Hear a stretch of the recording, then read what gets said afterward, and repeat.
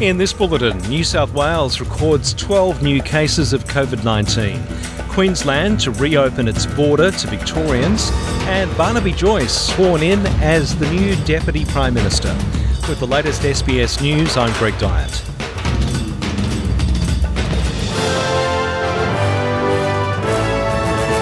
New South Wales has recorded 12 new locally acquired cases of COVID-19. 5 were reported to 8 p.m. last night and another 7 have been detected overnight.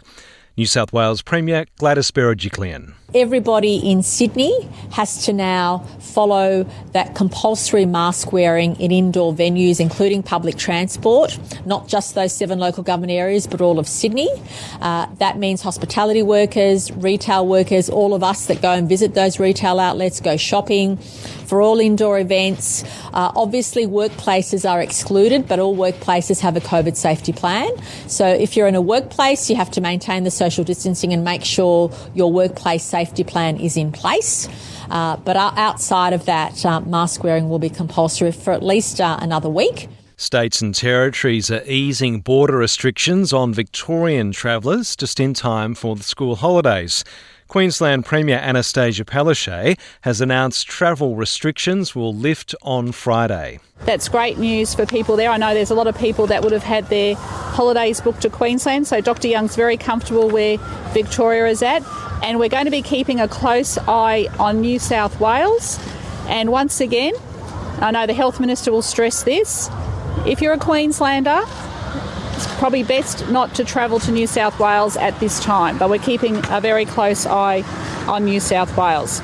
South Australia will also reopen to travellers from Greater Melbourne on Friday, and the Northern Territory has revoked its hotspot status for Greater Melbourne. Queensland has recorded 1 new locally acquired case of COVID-19. The new infection is a man in his 60s who attended a restaurant at the same time as an infected flight attendant from Portugal. State Chief Health Officer Dr Janet Young says a hotel quarantine staff member may have transmitted the virus to that flight attendant. Victoria has recorded 0 new locally acquired infections from more than 13,000 tests. 2 cases were detected in hotel quarantine. It's welcome news for Victorians as the state government remains on track to further ease restrictions later this week. Barnaby Joyce has, for the second time, ascended to Australia's second highest political office, the Deputy Prime Minister's position. Mr Joyce has been officially sworn in during a ceremony at Government House by the Governor-General David Hurley. I, Barnaby Thomas Gerard Joyce, do swear that I will well and truly serve the people of Australia in the office of Deputy Prime Minister and Minister for Infrastructure, Transport and Regional Development, and that I will be faithful and bear true allegiance to Her Majesty Queen Elizabeth II, Queen of Australia. So help me God. Thank you very much. Detectives say they're hunting 3 men believed to be involved in the kidnapping of former Australian Test cricketer Stuart MacGill. Police have released CCTV footage of 2 men entering a Bunnings store just hours before MacGill was abducted and assaulted at gunpoint by a group of men on the evening of April 14. Detectives say the men bought items that police believe were used during the incident to intimidate MacGill. Well, now today's weather. Perth partly cloudy, 15 degrees. Adelaide rain developing, a top of 17. Melbourne mostly sunny, 16 degrees. Hobart much the same, 13. Canberra partly cloudy, 14.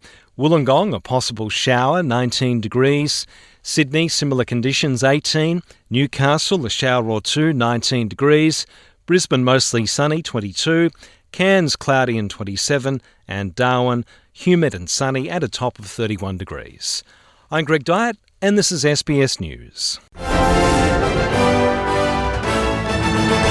There's a new go-to website for Mandarin and Cantonese speakers in Australia. Keeping you up to date with the latest Australian and international news and community stories in your language. Featuring articles, videos and podcasts. From the headlines to health advice, comfort food to local travel tips. Read, watch or listen anytime, anywhere. And discover stories worth sharing at sbs.com.au/Chinese.